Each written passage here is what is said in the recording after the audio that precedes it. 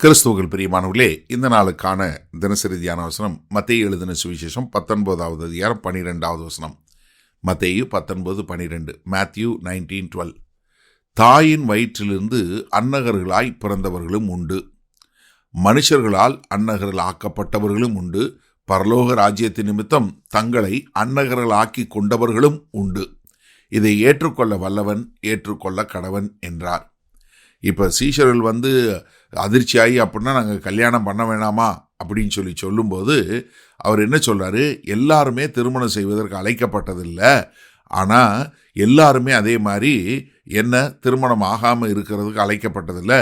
ரெண்டுக்கும் கிருபையின் தேவை, ரெண்டும் வரோம், ரெண்டுமே கர்த்தருடைய திட்டத்தை நிறைவேற்றுன்னு சொல்லிட்டு இங்கே 3 விதமான அன்னகர்களை குறித்து சொல்கிறாரு.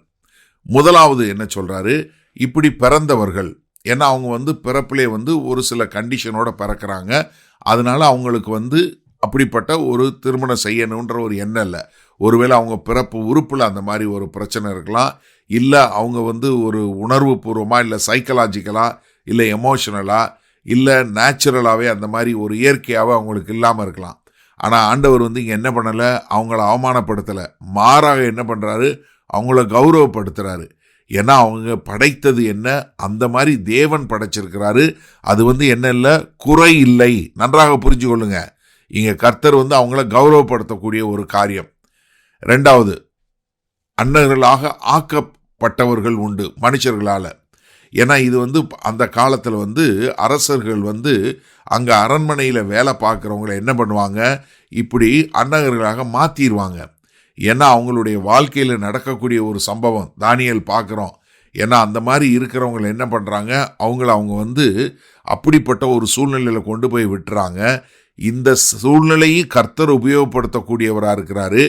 இங்கே மறுபடியும் நன்றாக கவனிச்சு கொள்ளுங்க, இங்கேயும் அவங்கள கர்த்தர் அவமானப்படுத்தலை, மாறாக எப்படி அவங்கள கர்த்தர் உபயோகப்படுத்துவார்னால அவர்களையும் கனப்படுத்தக்கூடிய ஒரு காரியம். அடுத்து 3வது சொல்லும்போது என்ன சொல்கிறாரு, பரலோக ராஜ்யத்தின் நிமித்தம் தங்களை தாங்களாகவே அன்னகர்களாக்கி கொண்டவர்கள். இவங்க தங்கள் கர்த்தருக்கென்று நாம் செய்யணும்னு சொல்லி வாழ்க்கையில் விவாகம் பண்ணாமல் இருக்கக்கூடிய மக்கள். ஏன்னா நான் தேவனுக்கென்று முழுமையாக அர்ப்பணிச்சிட்டேன். நீங்கள் 1 கொரிந்தியர் 7வது அதிகாரம் 32லேருந்து 35 வரல ஒரு வசனங்களை பார்க்குறோம். ஏன்னா அவங்க தேவனுக்கென்று ஊழியம் செய்வதற்கும் ராஜ்யத்தின் காரியங்களை பார்ப்பதற்கும் முழுவதும் கர்த்தருக்கென்று வாழ்வதற்கும். அப்போ என்ன, இது ஒரு கர்த்தர்கிட்டருந்து வரக்கூடிய வரம், ஒரு கட்டளை இல்லை. இது ஒரு அழைப்பு, இது ஒரு பாரம் இல்லை. அப்போ என்ன, சிலர் இப்படி அழைக்கப்படுறாங்க, சிலர் இப்படி இருக்கிறாங்க என்று சொல்லக்கூடியதா. ஆனால் என்ன இங்கே சொல்லும்போது இது யார் ஏற்றுக்கொள்ளக்கூடிய எல்லாம் இருப்பான்னா, இங்கே என்ன சொல்கிறாரு, திருமணமோ வாழ்க்கை முழுவதும், ஒரு தனி மனிதனாக இருக்கிறதும் வாழ்க்கை முழுவதும், அதே மாதிரி திருமணம் செய்யாமல் இருக்கிறதும் வாழ்க்கை முழுவதும். இது எல்லாத்துக்குமே என்ன வேணும், ஒரு கிருபை வேணும், ஒரு முதிர்ச்சி வேணும், இது ஒரு அழைப்பு வேணும், தேவன்கிட்ட இருந்து ஒரு பலம் வேணும். ஆனால் இப்படிப்பட்ட அன்னகர்களுக்கு கர்த்தர் உயர்ந்த ஸ்தானத்தை கொடுக்குறாருங்கிறத ஏசாயா 56 3லேருந்து 5 வரை உள்ள வசனங்களில் சொல்கிறாரு. எப்படி அவங்க உண்மையாக இருக்கிறவங்கள கர்த்தர் கனப்படுத்துவார் என்று சொல்லக்கூடியதாக. சரி, இதனால் இந்த வசனத்தை நம்ம எப்படி எடுத்துக்கொள்வது? ஏன்னா ஆண்டவர் நீங்கள் விவாகம் பண்ணாமல் இருந்தாலும் சரி, விவாகம் பண்ணாலும் ரெண்டுமே கர்த்தருக்கு முன்னாடி கனம் உள்ளது. அப்போ உங்களுக்கு கொடுக்கப்பட்ட அழைப்பு, நீங்கள் திருமணமாகி இருக்க போகிறீங்களா, இல்லை விவாகம் பண்ணாமல் ஒரு பிரம்மச்சாரியாக இருந்து வாழ போகிறீங்களா, ரெண்டுக்குமே உங்களுக்கு என்ன வேணும், கிருபை வேணும். ரெண்டுமே கர்த்தருடைய கண்களில் கனம் உள்ளது. இதில் திருமணம் பண்ணுறதோ இல்லை திருமணம் பண்ணாமல் இருக்கிறதோ எதுவுமே ஒன்று சுப்பீரியர், ஒன்று பெருமை வாய்ந்தது, ஒன்று குறைந்தது இல்லை. ஏன்னா சில சமயங்களில் என்ன பண்ணுறாங்க, அவர் கடவுளுக்குன்னு தன்னை அர்ப்பணிச்சிட்டாரு என்று சொல்லக்கூடிய காரியத்தில் அவங்க ஏதோ இம்பார்ட்டன்ட் நினைக்கிறாங்க. கிடையாது, எல்லாமே ஒரே மாதிரி தான்.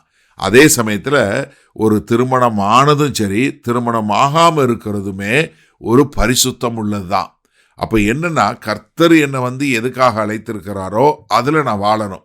இப்போ இதில் என்ன தெரியுமா பிரச்சனை வரும், நீங்கள் ஒருத்தரை ஒப்பிட்டு பார்க்கக்கூடாது. சிலருக்கு திருமணம் ஆகணும்னு ஒரு கிருபையும் வரமும் அழைக்கப்பட்டிருக்கு, சிலருக்கு தங்கள் வாழ்க்கை முழுவதும் ஒரு தனியாக இருக்கணும் என்று அழைப்பு பட்டிருக்கீங்க, அதுக்கான வரத்தைப்பட்டிருக்கீங்க. சிலர் நான் தேவனுக்கென்று வாழ வேண்டும், தேவனுடைய ராஜ்யத்துக்கென்று வாழ வேண்டும் என்று தங்களை அப்படி மாற்றிக்கொண்டவர்களும் உண்டு. அப்போ என்னன்னா, நான் எனக்கு கொடுத்த அழைப்பை வைத்துட்டு மற்றவர்களை பார்த்து நான் பொறாமையும் படக்கூடாது, அதே சமயத்தில் நான் பெருமையும் படக்கூடாது, அதே சமயத்தில் நான் துக்கமும் படக்கூடாது. எனக்கு கர்த்தர் இந்த வார்த்தை கொடுத்துருக்கிறாரு, எனக்கு இந்த கருத்துக்குரிய கிருபையை கொடுத்துருக்கிறாரு, அதனால நான் சந்தோஷமாக வாழுவேன் என்று சொல்லக்கூடிய ஒரு வாழ்க்கை வாழ கர்த்தர் உங்களுக்கு கிருபை பாராட்டுவாராக. வல்லபிதாவே, இந்த அருமையான நல்ல நாளுக்காய் நன்றி.